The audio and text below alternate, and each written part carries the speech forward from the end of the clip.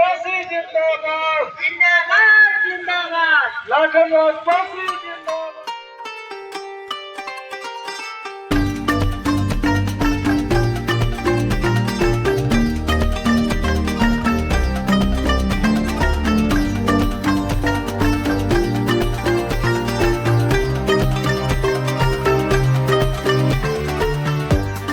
Sir, channel में स्वागत है आपका। बहुत बहुत धन्यवाद। सर, गाजीपुर में आपका पदार्पण हुआ है और आपके पार्टी और समाजवादी पार्टी के कार्यकर्ता बहुत उत्साहित है, लेकिन बहुत उत्साहित दिख रहे हैं। सर, ये जो आपका संविधान बचाओ कार्यक्रम गाजीपुर में चल रहा है, 2 दिवसीय कार्यक्रम है, इसका क्या उद्देश्य है?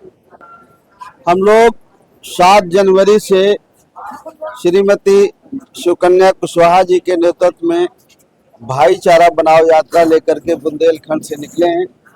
बुंदेलखंड के ललितपुर, झांसी, जालौन, हमीरपुर, महोबा, बांदा, चित्रकूट और फिर उसके बाद गोरखपुर, कुशीनगर, देवरिया, महाराजगंज और फिर उसके बाद आपके चंदौली, मिर्जापुर, सोनभद्र, भदोही, इन सारे जगहों से यात्रा करते हुए आज हम आप लोगों के जिले गाजीपुर में आए हैं।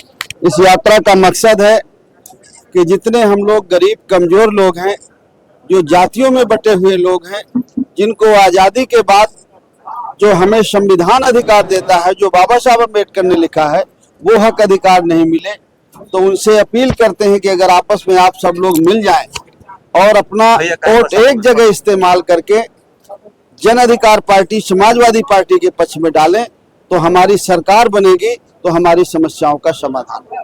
सर, ये भाईचारा शब्द आपने जोड़ा अपनी यात्रा के साथ, भाईचारा में किन किन जातियों को आप ले रहे हैं? भाईचारा बनाने के जो पक्ष में लोग, चाहे वो इस देश के दलित हैं, पिछड़े हैं, आदिवासी हैं, धार्मिक अल्पसंख्यक समाज से ताल्लुक रखने वाले सिख, मुस्लिम, ईसाई हैं, बौद्धिस्ट हैं, जिनकी आबादी बहुतायत है, लगभग 80-90% है, और जो भी भाईचारा के साथ रहना चाहते हैं, जो इस देश में ऊंच नीच को बढ़ावा देने वाले नहीं हैं, जो भाईचारा बना करके एक रास्ते से चलने वाले लोग हैं, उनको सबका आह्वान है कि आपस में हम भाईचारा बनाएं और अपना वोट एक जगह इस्तेमाल करें। सर, 2027 के चुनाव में पीडीए मजबूती के साथ उतरेगी? बिल्कुल, पीडीए पूरी मजबूती के साथ निकलेगी और फुल बहुमत के साथ सरकार बनाएगी। सर, माननीय अखिलेश जी दैनिक जागरण और न्यूज 24 न्यूज का बहिष्कार किया है, इस पे क्या कहेंगे?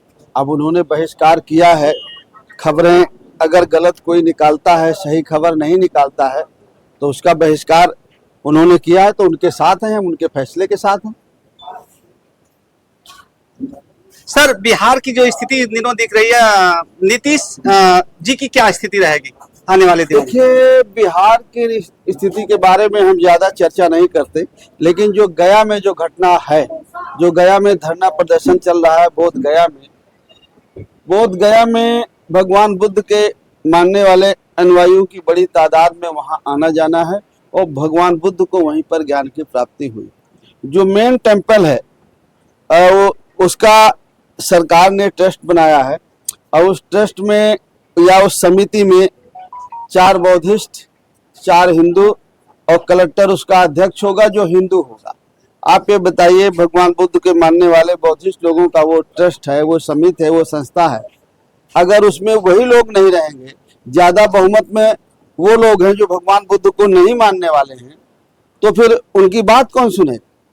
इसलिए हम चाहते हैं, आपके माध्यम से कहना चाहते हैं कि जो हमारे बौद्ध भिक्षु लोग या बौद्ध धर्म को मानने वाले, उनके अनुयायी भगवान बुद्ध के, जो उनकी मांग है कि उस संस्था में खाली बौद्धिस्ट रहे, उस संस्था में खाली बौद्धिस्टों को रहना चाहिए। ये बिहार सरकार से भी हम अपील करते हैं और सेंट्रल गवर्नमेंट से भी अपील करते हैं।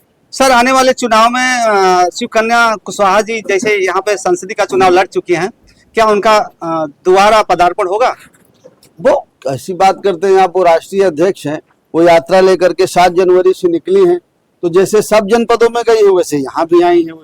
कोई खास एक विशेष कारण न लगाया जाए, हम हर जनपद में वो जा रही हैं प्रचार करने के लिए, संगठन का, पार्टी का, लोगों को जागरूक करने का, उसी सिलसिले में यहाँ भी आए। ठीक सर, बहुत बहुत धन्यवाद।